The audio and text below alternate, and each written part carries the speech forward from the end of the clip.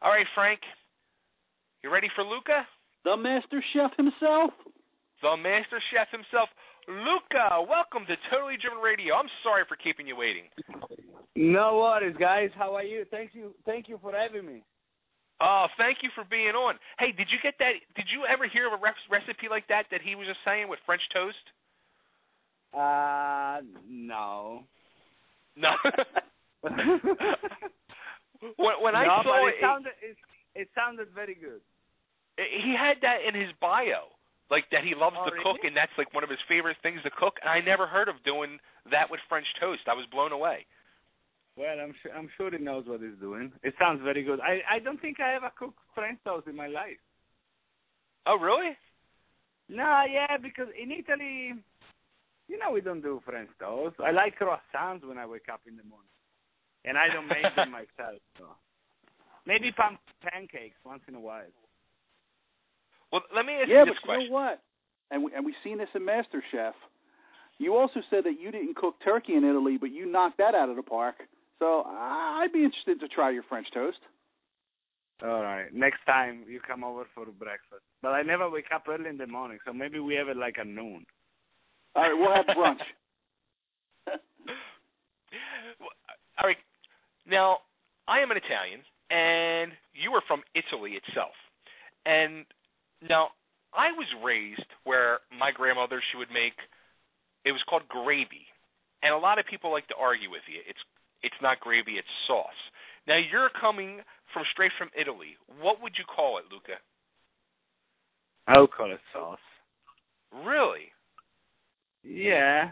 I mean, gravy, I think, is one of those terms that is one of those Italian-American things. But literally, it is a sauce. It's just, we don't have the term gravy, of course, in Italy, but I don't know. I know what you mean when you say gravy, but I don't know. I like the word sauce better.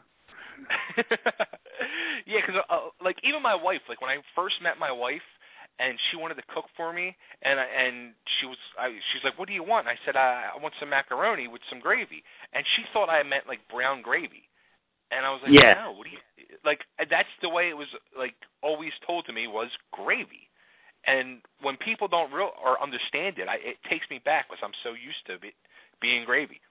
Oh, so you mean like a tomato sauce? You call it gravy? Yeah. No. That's no. Now I know what you mean. No, that's absolutely 100% Italian American thing. As you know, when people came in at the beginning, they need probably to adjust themselves. Not only in the way to cook, but also in the ingredients they were using, and there is a lot of things that they come into the culture of Italian American. Now, my grandparents are from Italy. Yeah. They came over here on the boat to Ellis Island many, many moons ago. And here's something even more crazy for you. My grandfather bought my grandmother from my great-grandfather in Italy. What? She bought her? My grandfather bought my grandmother from my great-grandfather.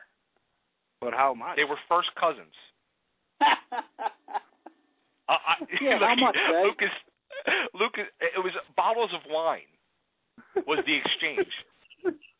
That better have been some darn good wine. Well, I mean, but you sounded pretty young. What are you, like 95 years old when this happened? Well, yeah. I mean, this happened in the early 1900s. Well, it wasn't me. This is a new one for me. Was the wine good? I should hope so, but I don't. I mean, this was early 1900s. This was my grandparents. I don't know. This was the story I was always told growing up. As my grandparents would argue, my grandmother would always holler at them, that I never wanted to marry you. It's a whole thing. Anyway. Well, I can assure everybody that things have changed. Not that much, but things, yes, have changed. Things have changed. Well, that's good to know. Well, I guess so, because it caused you to come over to the United States, which, I mean, that's pretty huge. Like, what made you want to come over here to the States? Well, at the beginning, it was just about fun, I grew up in a very small town in Italy. We're talking about like 8,000 people. So when I first left, I had a work contract with Disney World, so I went to Florida. And I was 21 years old. It was my first time leaving Italy. It was the first time living not in the same roof with my parents. So I fell in love with the States right away. And every time that I went back in Italy, I always had, the urge just to come back over here. Huh.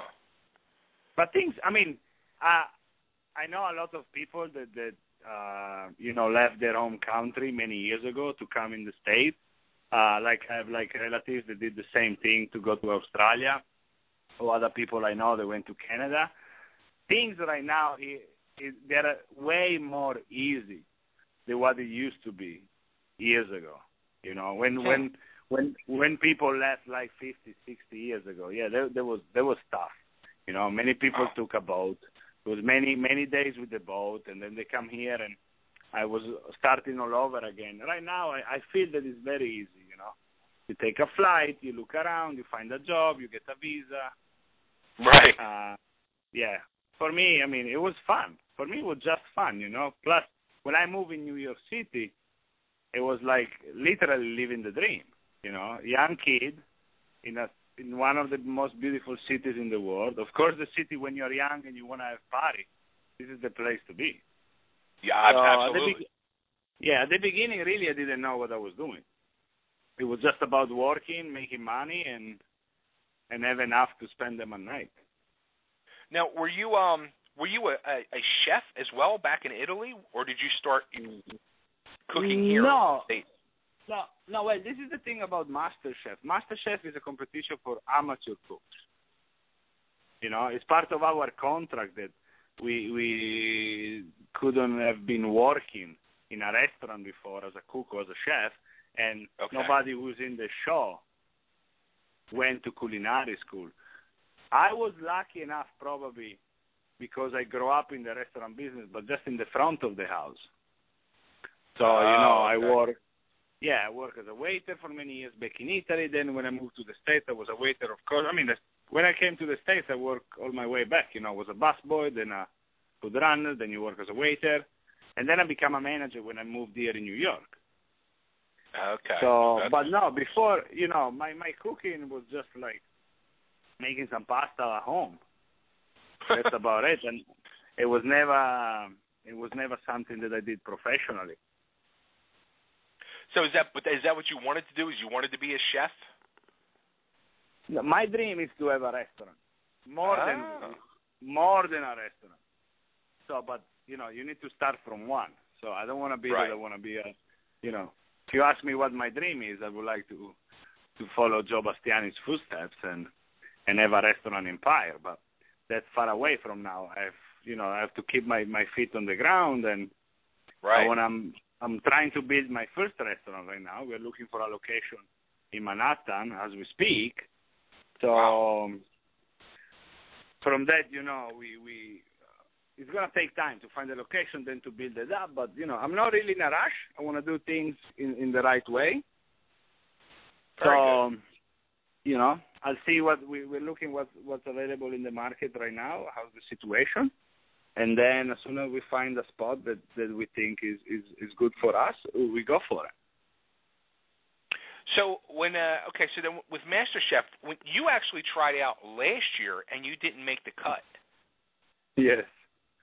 Yeah, I started watching season 2 at home. Okay.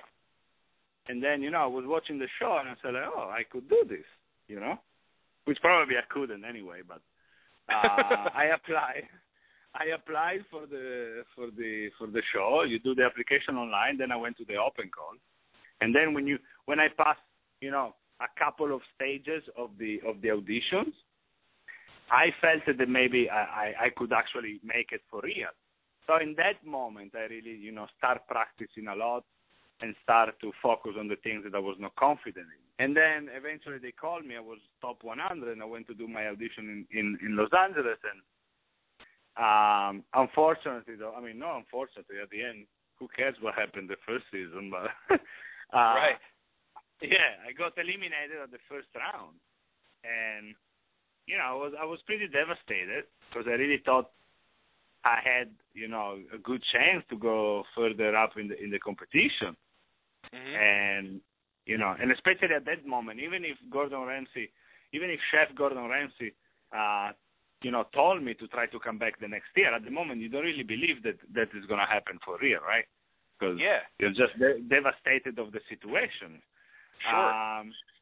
But then, when they start advertising for season 4, I gave it a try again. I said, okay, I'm ready. And in the moment, I never stopped practicing. I never stopped practicing.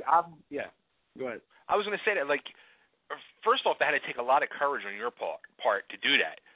I mean, after the huge blow from the year before, not making the cut, and then to have the courage to come back and try again. And you were practicing. So what did you do to practice? I quit my job. Really? Well, when I realized that I made it, when I did the auditions again. And I realized that I was going to go to Los Angeles again in the top 100. I was working as a manager in a very busy Michelin star restaurant here in the city. And, restaurant hours, especially if you're a manager, it takes a lot of time of your life. Yeah. So I said, I'm sorry, guys, but this is probably I'm not going to get another chance. And I need to make sure that I try as much as I can to be ready for when I go and do the audition again.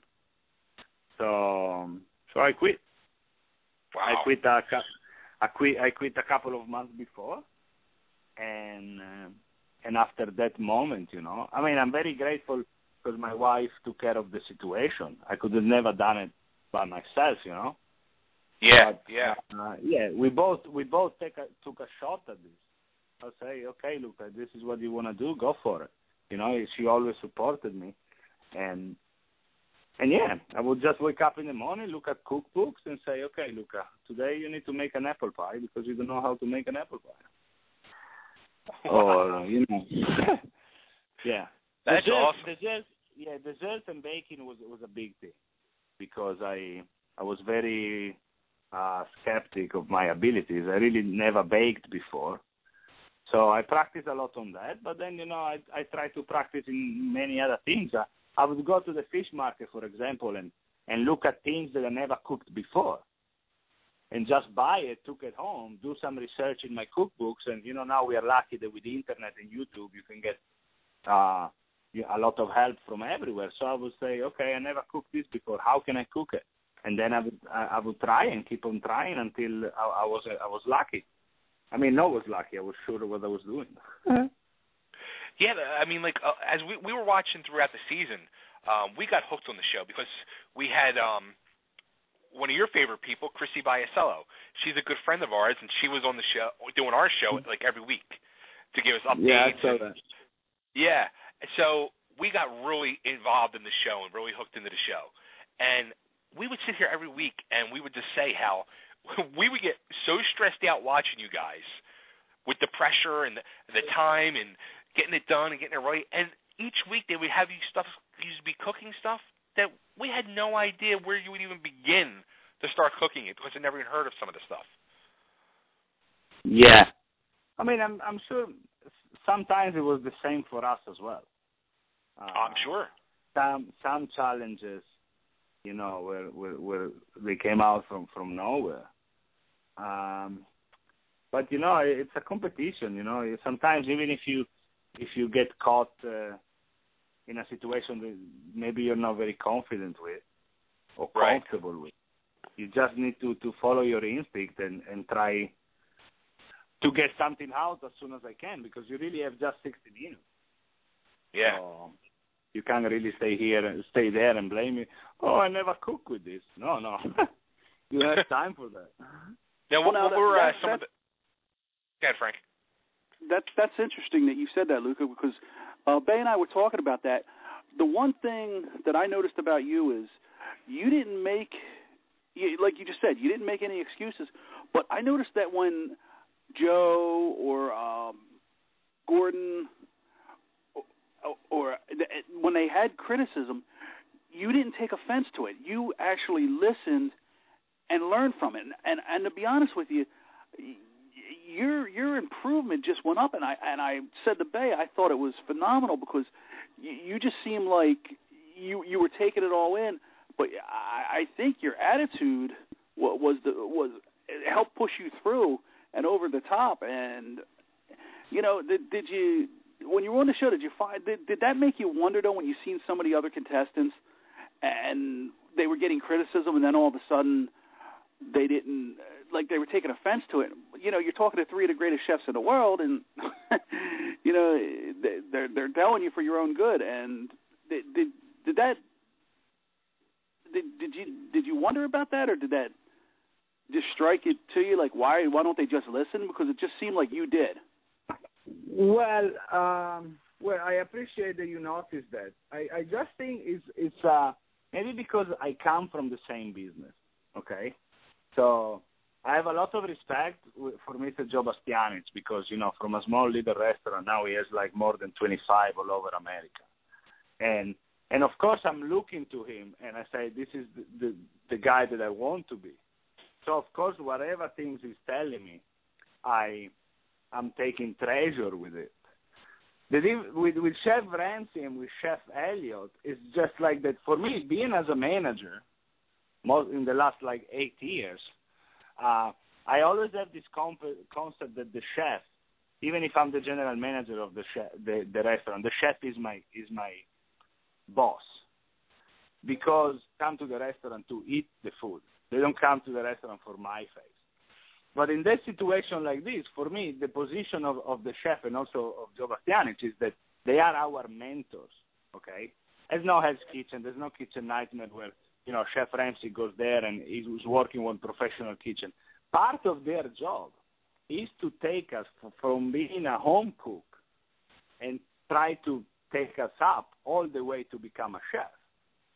So, of course, I'm not going to take nothing that they tell me personal, because I'm there to learn, If I had nothing to learn, probably I shouldn't even been on the show in the first place. And I agree with you. Some people, some of the other contestants took criticisms very personal, and, but if you think you're perfect, why do you even try to go to become a master chef, Yeah. Just stay home and cook for your friends that tell you that you're good. Now, who did you think were going to be your hardest competition on the show? Well, I always said since, almost the beginning, that Natasha was eventually the one who I was going to face in the finale. This is the thing, right. Though. Even if I said that I was very confident I was going to be in the finale, I never really thought that I was going to make it to the finale. But I always said, I thought Natasha was the strongest over there, and she showed it, because from the beginning of the show until the end, she always stayed on top. Yeah. Just remember, she was never in the bottom in any challenge. No. I thought Jordan had probably some skills and some a personality like an artist almost in the food that he was trying to put on the plate.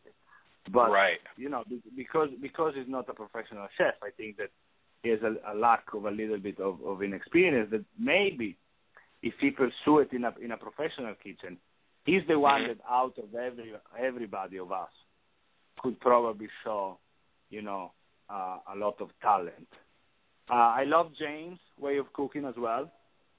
And of course, I'll be amazed all my life, even if she's a great friend of mine, and I still don't understand how Brie was able to cook all that stuff, being a vegetarian, from steaks to pigeons. It was just amazing to me. Yeah, we had her on the show as well, I guess about a month and a half ago, and she wants to open a burlesque restaurant.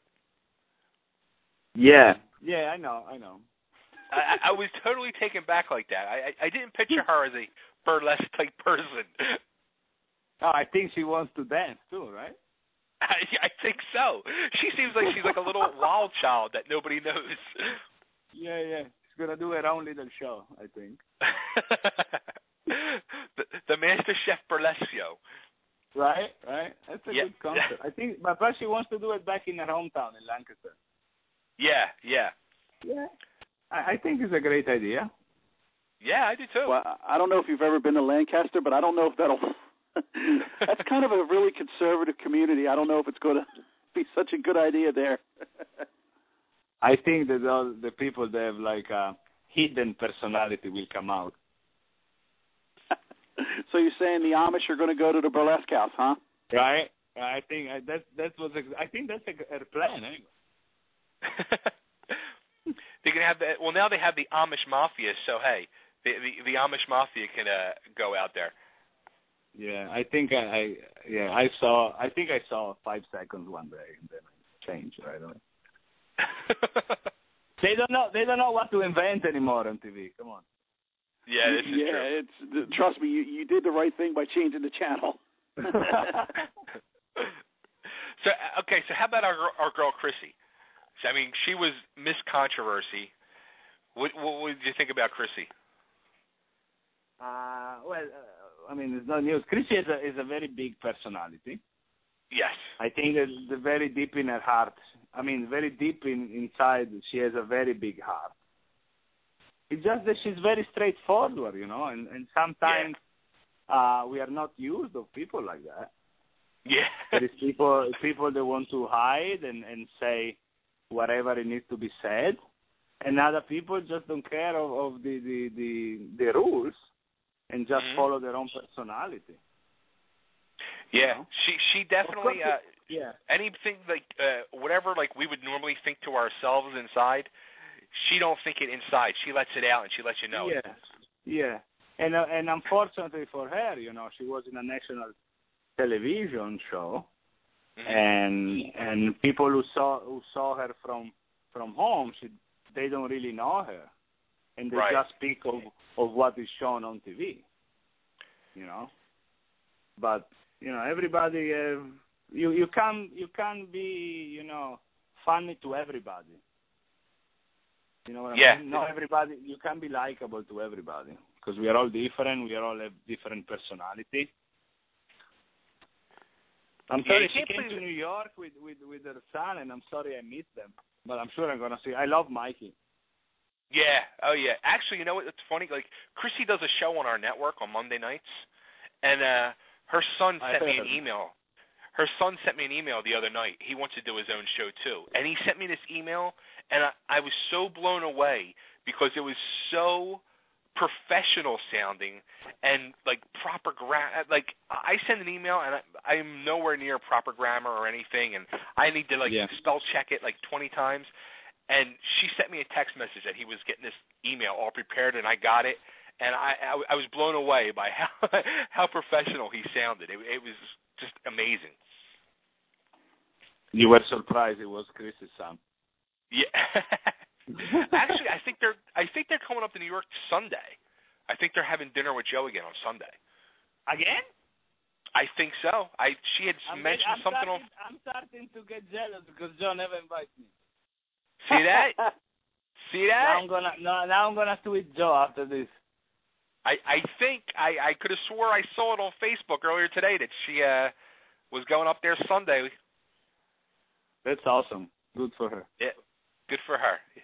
So now that you're the winner, you're going to have your own cookbook come out, correct? Yes. Cookbook is almost ready. Really? Never in a million years I would have ever thought that I was going to have a cookbook. But yeah, it's there. It's ready. 62 recipes. It's a mix between the food of my childhood, things that my grandmother used to cook for me, things that my mother makes every time I go back home because it's the food that I love the most. And also it's a journey, between a few places where I travel around the world and a lot of typical dishes from the region of Friuli, where I'm from, which is a beautiful region. We are, in the northeast, and we are touched by the Adriatic Sea, and then on north we have the Alps. We are next to the Venetian influence. So, gastronomically, there is a lot going on. And, of course, some of the very successful dishes that I made on the show. The beef short ribs that I made in finale, the panna cotta with basil, of course, is there. And my frico, which I'm in love. Frico is the most difficult dish of my region. It's made with potatoes, onions, and a lot of Montasio cheese. And, I'm trying with the book, to tell America a little bit more about myself through food, which is the thing that I like the most. So it's the thing that, comes easy. Okay, I got to ask you this then. Food is the thing you like the most. How do you stay so thin? Like, I love food, and I'm a fat guy. Yeah. Well, I got to say, when I was on Masterchef, I gained weight like everybody else, I think. But I got to tell you, I've been doing it for 2 months. Now I'm doing CrossFit.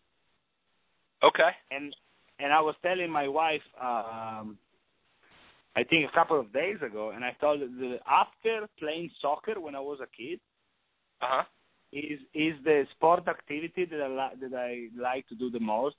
All the things that I did in the past years. It's fun. You really push yourself, and you really lose weight, and you tone your body. It's incredible. Yeah, now actually, CrossFit is the new thing. We have the place where I go here in Queens. It's called CrossFit Queens, and it's here in Astoria. And there is, I think, 7 or 8 different lessons every single day. So no matter what schedule you have in your day, you have the possibility to go whenever you want. And at nighttime, I gotta tell you, we have 20 people every class. So I think it's the new thing. It's way more exciting to go to the gym and run on a treadmill and do weight. Crazy. I love it. That's awesome. But, it's funny you mentioned that, though, because I did notice that, you can see as the season went on, all of yous were gaining weight. Yes. Yes. I think that the big part is that sometimes we had lunch before the challenge, and many of us wouldn't eat because we were so nervous. I'm talking for myself. That was what happened to me. And then, you get a night back into the hotel after everything is over, and all the adrenaline leaves your body, and you're starving, and, you can eat a cow. So you're working on the book. You're getting that all finished up, and you're looking for a location for your restaurant. What else you got going on? What are you doing now? Are you just laying low? No, never. There's not the time to stay low. It's a project that I call Dinner with Luca. Okay. And I launched that the week before the finale of Masterchef. And it's a very easy concept. It's people that contacted me through my email. I do dinner party, max 8 or 10 people by myself. If it's more than 10, I get some help. But I go to people's home, and I cook with them, I bring my Masterchef chef coat. I bring them my Masterchef apron so they can wear them and cook with me. And it's a cooking demonstrations / dinner because we work on a menu together a few days before, and then I go and buy all the food, and I get to their house 4 hours before dinner usually, and we start working on the menu. And for me, is a fantastic experience because I don't do any type of advertisement besides putting on my Facebook and Twitter. So the people who follow me on my social media is the people who got together every Wednesday night in front of the TV and look at the show and cheer for me. So for me, awesome. It's awesome because it's a very special relationship. I'm not just going, and I say this all the time. I'm not just going, to people's home that they want this celebrity chef. First of all, because I'm not a celebrity chef, but it's more like a personal relationship, It's kind of that, these people watch me on TV all summer, and they got the opportunity, to spend time with me and cook with me, which, you know, there's nothing, you know, that put people together better than food and wine. Now, do you just do that in the New York area, or do you go to like Jersey, Connecticut, Pennsylvania, or? Well, I never thought it was gonna get this extent, but the last 2 weeks, I was in Los Angeles. Oh, really? Yes, in the same week I was in North Carolina. Wow. And last week I was in Columbus, Georgia. Wow. And again, you know, if people can accommodate me traveling around, sure, I'll go anywhere, you know. We have some weddings booked for next year in Canada. We have really? a few parties booked already for spring in California. That's awesome. And it's incredible. I would never thought it was going to get to this extent. And also, I'm touching the states of Virginia, Maryland, and Washington, D.C. in the first 2 weeks of February. Wow. And over there, again, I posted once on Twitter, and people start emailing me, and I have already like almost 10 nights booked over there. But mostly, though, you know, this is like exceptional. But mostly, this is I've been, you know, to New Jersey, to Pennsylvania. I did Connecticut. I go around here, Brooklyn, Queens, and Staten Island, like this weekend, for example. And you know, it's easier for me to get around here. But you know, if people wanna fly me to the moon, I go to the moon. I was gonna say, fly you to the moon. Right? Yeah, that was easy. I didn't know. Yeah. It's fun. Now, it's fun. It's a lot of fun. You were just on the Masterchef Kids finale. How incredible are those kids? So this is the thing. When I got invited, you know, to go to the finale, of course, I didn't see anything that happened before. Okay. So I really didn't know what to expect. You know, I knew that these two kids were like 13 and 12.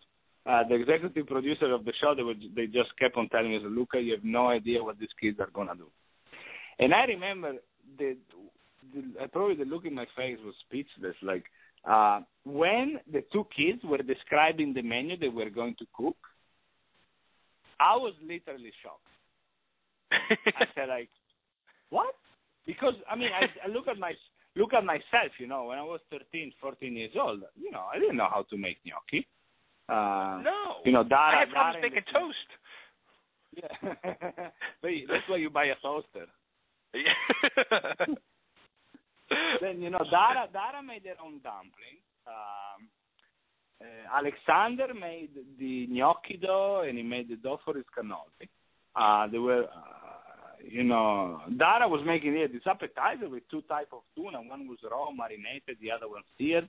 So it's like I was really, really looking at them very in an intense way because I was wondering, you know. They show technique, they show skills, they show a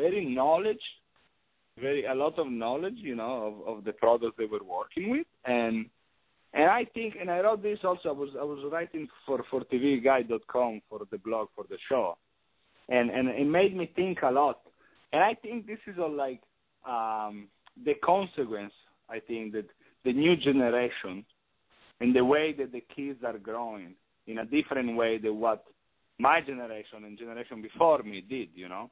Right, we didn't right. have internet. We didn't have internet. We didn't have YouTube or laptops or iPhones, and we didn't have the TV bombarded with cooking shows. Right. You know, if you watch TV right now and you go around the channels, you'll find many cooking shows. So, you know, I think it's part that with this technology and with this in this era over here, there's nothing you can do. But kids are growing faster, and this is an example. This is an example.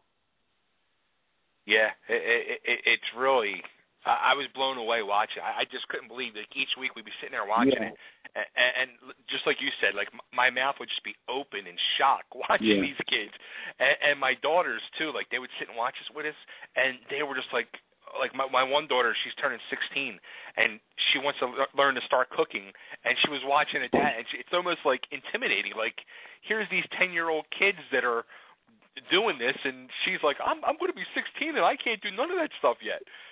It was very intimidating for me because in my head it was going like, I really hope they're not gonna do like a Masterchef against Masterchef Junior champion. I'm really gonna look bad. Were you shocked of the difference between how the judges acted between your MasterChef and the MasterChef Junior? How they geared themselves down to the kids? Yeah, I loved it. I gotta say I didn't have any doubt. Because all three judges are fathers as well. So I was sure it was going to be a different, personality come out of them. And I really loved it, especially, people that don't follow Chef Ramsay a lot, they just think about, the British chef that always yells. Yeah. But you saw a completely different man. People probably understood that he's playing a part in all the shows that he does, and it was so sweet to see him. I really loved it. Joe as well, Yeah, it was awesome. It was very amusing. Chef Graham was never harsh with us either, so there was no news about him. It's like I always said, he's a giant teddy bear. Hey, there was something else you wanted to promote too. You're working with somebody? Well, dinner with Luca, it's a great project, and people get to understand a lot the way that I work. And when we put the menu together, I always try to create and to suggest something that I'm comfortable with. And all the people I cook with, they know I'm trying to buy organic and I'm trying to be local as much as I can. Okay. And also because I'm very proud of the place where I'm from, and I'm very proud of the products that my country has, I'll try as much as I can to use for my recipes products that are made in Italy. Gotcha. Mm-hmm. I'm a big fan of prosciutto di San Daniele. I know that there is a lot of companies that does prosciutto domestic here in the States. But when you taste a product like prosciutto di San Daniele that is made in Italy and is made just in a certain area of Italy, that's a big difference. And it's the same thing about cheese. I'm a big fan of Grana Padano. And people just say, oh, Grana Padano is just a Parmesan. It's like, no, it's not. Because Parmesan cheese can be made even here in Brooklyn. Right. And they can call it Parmesan cheese. But when you have a product that is labeled with the brand Grana Padano, you know that it's something that is made just in the Pianura Valley, and it needs to be made following very strictly rules where the people of Grana Padano is going to make sure that those rules are followed, and then it can be branded as Grana Padano. And it needs to be made in the valley of Padana Valley in the north of Italy. And that makes the difference, And this is the same thing. It can be like San Marzano tomatoes instead of, whatever tomatoes to make your tomato sauce. Right. But that's the thing is something that I'm very proud to bring out with me, because I'm very, very proud of the Made in Italy. And I think it's something that people, sometimes try to forget because they can take, a cheaper and a faster way, Sure. Now, to book you for your dinner with Luca, do you go right to your website for that? Yes, you can go in www.lucamanfe.com, or you can send me an email at info@lucamanfe.com. And make sure to follow him on Twitter at MC4Luca And you can also find him. He has a Facebook page as well. You can find him on his Facebook page, and you can like him on Facebook. Actually, I have a couple callers here if you want to take a call or two real quick. Yes. Okay, let's Just see. if they're not mean. You're live on the air with Luca. Don't be mean, he said. You're on Totally Driven Radio. Who's this? Oh, I was meaning to talk to Rachel. Sorry. Oh, you want to talk to Rachel? All right, hang on. Oh, he hung up. Look at that. They're waiting for our next guest, Luca. All right. They were holding for 20 minutes waiting for Rachel. So Poor guy. I thought take a piss. Poor guy. Yeah, how about that? Use it That's already. funny. Use the other. Oh, wait, is he still on there? Yeah, he's still on there. Let's put him back on hold, right? That's funny. Okay, yeah, we got him on hold. All right, well, real quick before we let you go, can I have you cut a quick ID for me? What's that? Can you cut a quick ID for me before I let you go? Can you just say, like, this is the winner of Masterchef Season 4, Luca, and you're listening to Totally Driven Radio. Yeah. This is Luca. I'm the winner of Season 4 of Masterchef, and you're listening to Total Driven Radio. Thank you, Luca. It was so nice talking to you. My pleasure, guys. I wish you all the much. luck in the world, and we want to come up and eat with you sometime. You should. I'll give you a nice price. Sounds good. All right, Luca, take care, and we'll keep promoting your stuff. Thank you very much. Ciao. Thank you. See ya. All right.